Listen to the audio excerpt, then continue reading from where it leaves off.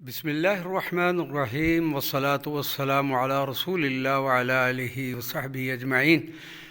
معزز ناظرین و سامعین اکرام، السلام علیکم ورحمۃ اللہ وبرکاتہ۔ یہ بندہ ناچیز افتخار احمد حافظ قادری ابھی کچھ دیر پہلے ہی غرناطہ میں پہنچ چکا ہے اور سب سے پہلے اس عظیم جامع مسجد کی زیارت کے لیے پہنچا جو مسلمانوں کے زوال کے بعد اور یہاں سے جانے کے بعد تقریباً 500 سال کے بعد یہ مسجد تعمیر ہوئی۔